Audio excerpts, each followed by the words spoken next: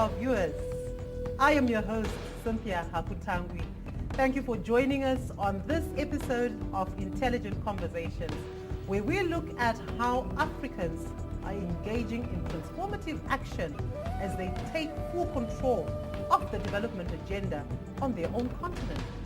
In this particular episode, we're looking at how we can replace chaos with order. We hope that you can engage, we hope that you will be inspired, and that you will think about the action that you take in your sphere of influence. Happy viewing.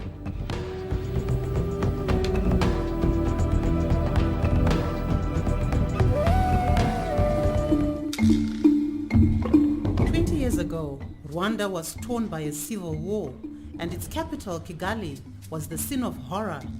Today, Rwanda has made recovery progress and is ranked among the most prosperous countries in Africa. Kigali has been the capital of Rwanda since 1962, when the country became independent. Today, with a population exceeding over 1 million, Kigali is the largest city in Rwanda and the country's major business and transport hub. After the end of the civil war in the late 1990s, Kigali had to be reconstructed, and the new government faced the challenge of securing the city and providing essential services to its inhabitants.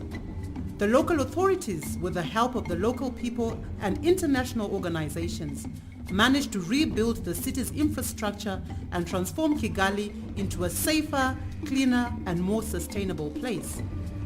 The new policies targeted rubbish collection, upgrading urban services, affordable housing provision, employment for the poor, and slum upgrades. In the City Development Plan for 2013 to 2018, the government envisions Kigali as the city of urban excellence in Africa, and the local authorities take responsibility for the provision of rapid and effective urban development.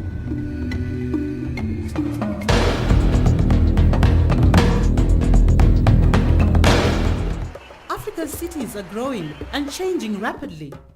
Without appropriate planning, they will become increasingly chaotic, inefficient, and unsustainable.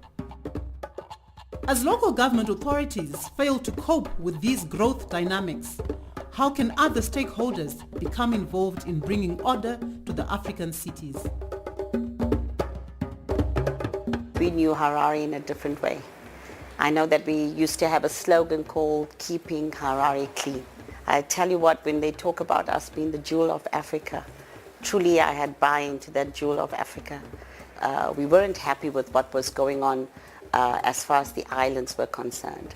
The first island, which is closer to where the AIT building is, was really overrun by the ET drivers, the combi drivers, just as they would be reckless, taking shortcuts to get from one road to another. And then it became a place of picking up point. Along with that came vending, where they'd sell quick maputi or cigarettes or whatever, and then just throw the rubbish and discard the rubbish on the island. It then took on another level, and that was they would wash their vehicles on that island, and it would become quite muddy because now the grass and the lawn had been disrupted and taken away from the place, so it became muddy. And with that came a whole lot of issues with filth and dirt. The tap that was on there was leaking. They'd use that to collect water to bath there. And so I decided, this is not us as Hararians. I then decided that we're going to go ahead and plant some lawn and some grass.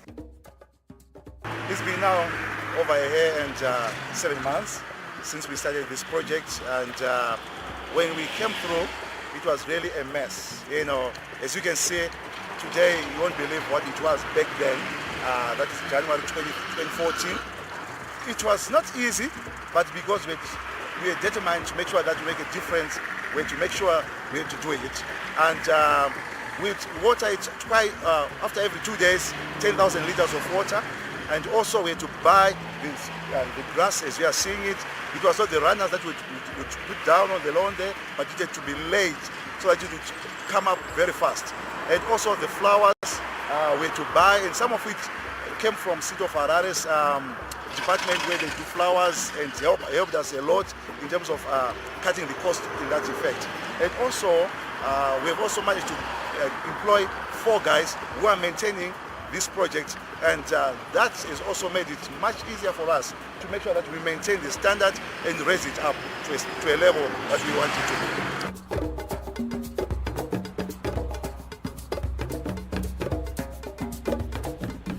Because we are an insurance company, we specialize mostly in motor, so obviously driving conditions for motorists are a concern for us.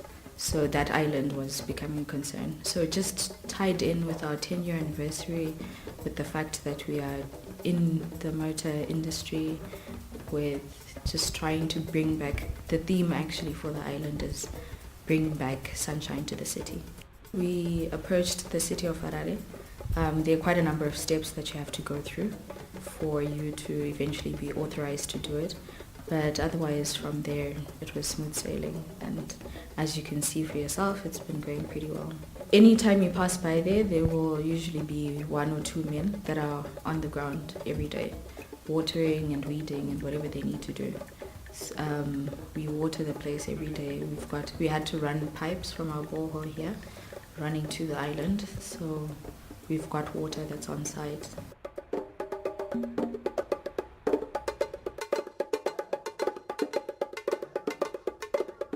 We feel this is a lacking divide in terms of our communities' development, in terms of rural to urban migration, what we have had coming in.